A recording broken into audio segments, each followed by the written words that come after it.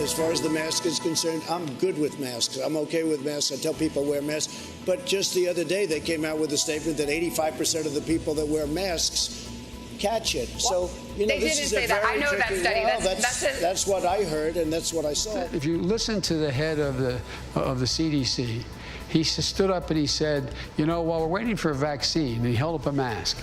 You wear this mask, you'll save more lives between now and the end of the year than if we had a vaccine. The UK is up 2,500%. The EU is up 722%. And the United States is down 21%. But we have, our deaths per capita is among the highest among industrialists. Excess mortality, we're a winner on the excess mortality. And what we've done has been amazing. And we have done an amazing job. And it's rounding the corner. And we have the vaccines coming and we have the therapies coming. We're at 210,000 people. One person is too much. It should have never happened because of China. It happened because of China. And you have to get that and understand that. But it shouldn't have happened.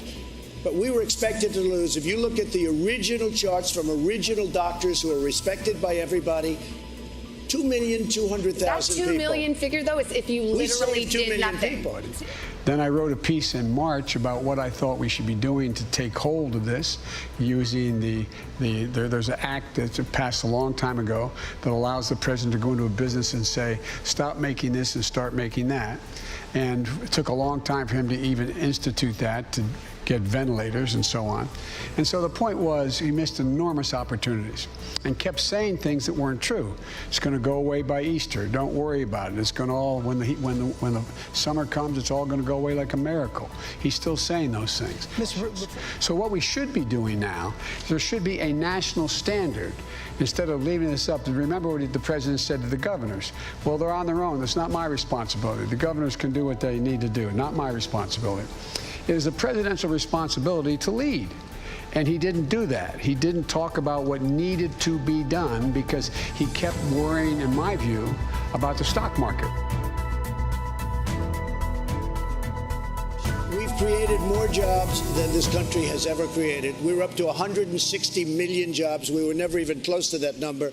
We were just hitting 160 million jobs. Companies are pouring into our nation because of the tax rate. And if Biden comes in and raises taxes on everybody, including middle income taxes, which he wants to do, you will blow this thing and you'll end up with a depression, the likes of which you've never had. That's what's going to happen. I carry this card with me. When I said the Trump tax cuts, about $1.3 trillion of the $2 trillion in his tax cuts went to the top 1/10 of 1%. That's what I'm talking about eliminating, not all the tax cuts that are out there. You have 91 out of the Fortune 500 companies not paying a single solitary penny.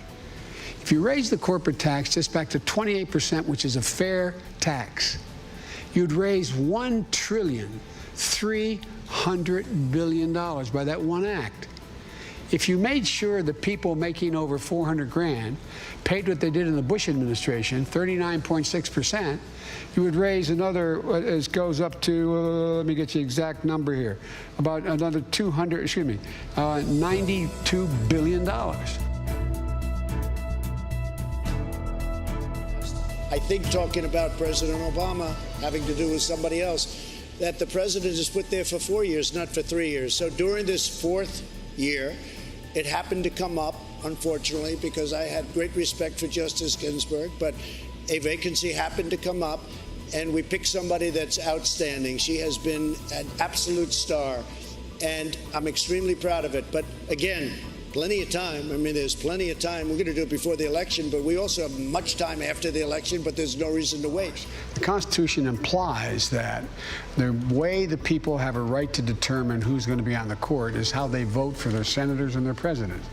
We seek the advice and consent of the Senate and the president's president for all 4 years, isn't he? No, he is. But once an election begins, by implication, it is inconsistent with the constitutional principles, in my view. You get disagreement among scholars on this. But I believe it's inconsistent when millions of people already voted to put someone on the court. I think it should have been held until this election is over, see what the makeup of the Senate is going to be if the president won. a senator named Tim Scott from South Carolina. He came up with a bill that should have been approved. It was great. It was a bill that was strong in terms of law enforcement and strong in terms of enforcing the proper thing and doing the proper thing by law enforcement. And the Democrats just wouldn't go for it. They wouldn't go for it at all. People agree. I have done more for the African-American community than any president, with the exception of Abraham Lincoln. Criminal justice reform, prison reform, historically black colleges and universities. I got them funded. Is in addition to dealing with a criminal justice system to make it fair and make it more decent, we have to be able to put black Americans in a position to be able to gain wealth, generate wealth. More prisons. I also wrote into that bill a thing called drug courts. I don't believe anybody should be going to jail for drug use. They should be going into mandatory rehabilitation. We should be building rehab centers to have these people housed. We should wipe out, we should decriminalize marijuana. In the meantime, an awful lot of people were jailed for minor drug crimes after the Exactly right. Was it a mistake to support it? Yes, it was. But here's where the mistake came. The mistake came in terms of what the states did locally. What we did federally, we said it was, you remember, George, it was all about the same time for the same crime. One of the things I'm going to do, George, is set up a national study group made up of cops, social workers, as well as made up of the black community and the brown community, to sit down in the White House and over the next year come up with significant reforms that need to take place within communities. You have to bring them together.